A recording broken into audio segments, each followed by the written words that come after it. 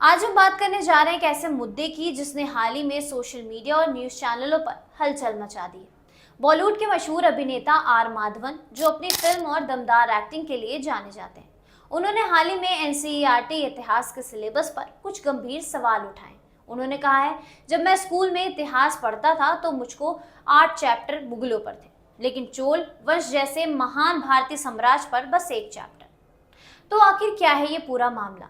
क्यों आर माधवन ने एनसीईआरटी पर सिलेबस पर सवाल उठाया, और क्या ये चोल वंश की पूरी कहानी क्या है जो हमारे स्कूल में नहीं पढ़ाई जाती? चलिए इस वीडियो में हम आपको इनकी पूरी पड़ताल करते हैं।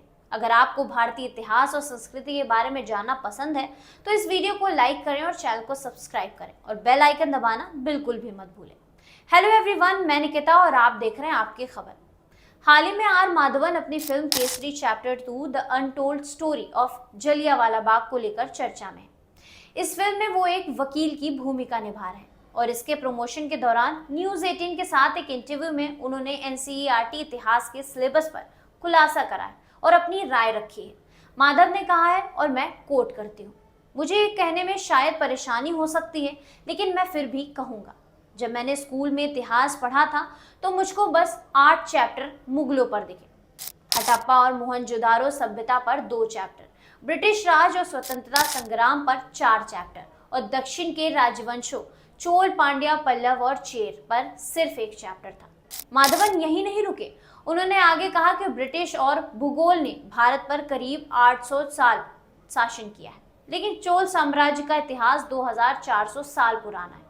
उन्होंने सवाल उठाया कि चोल वंश, जो अपनी समुद्र यात्रा और नेवल पावर के लिए वर्ल्ड फेमस था, उनके मसाला मार्ग जो रोम तक फैले थे, और अंगकोर वाट जैसे मंदिरों के निर्माण में उनकी भूमिका, ये सब हमारे इतिहास की किताबों में कहा गया है।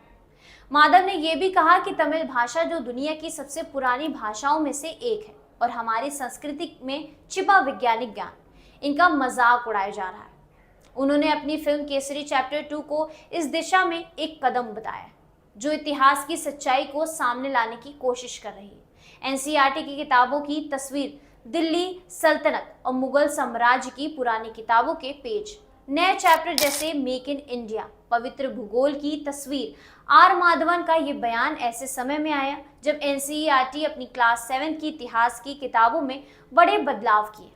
हाल ही में खबर आई कि एनसीईआरटी दिल्ली सल्तनत और मुगल साम्राज्य से जुड़े कई चैप्टर को हटा दिया है। इसमें ममलूक, तुगलक, खिलजी और लोधी जैसे वंशों का इतिहास शामिल था। इसके अलावा मॉडर्न इंडिया के सोशल मूवमेंट और जातीय व्यवस्था के जुड़ी हिंसकों को किताबों से हटा दिया गया है। आईएनसीईआरटी का कहना है कि ये बदलाव नई शिक्षा नीति 2023 और national curriculum framework of school education के तहत किया गया है, ताकि भारतीय परंपराओं, नॉलेज सिस्टम और लोकल कॉन्टेक्स्ट को प्राथमिकता दी जा सके। अब बात करते हैं चोल वंश की, जिसे आर माधवन ने अपने बयान में हाईलाइट किया है। चोल साम्राज्य दक्षिण भारत का एक ऐसा साम्राज्य था जिसने 7वीं से 13वीं सदी तक शासन किया था। लेकिन माधवन ने जो कहा है कि चोल साम्राज्य 2400 साल पुराना है, वो थोड़ा गलत है। इतिहासकारों के मुताबिक चोल वंश ने करीब 500 साल तक शासन किया। फिर भी उनकी उपलब्धियां इतनी बड़ी थी कि उन्हें विश्वास इतिहास में एक खास जगह मिलनी चाहिए। आर माधवन का सवाल बिल्कुल जायज है। इतनी समृद्ध विरासत होने के बावजूद चोल वंश को हमारे स्कूल की किताबों में सिर्फ 1 चैप्टर क्यों?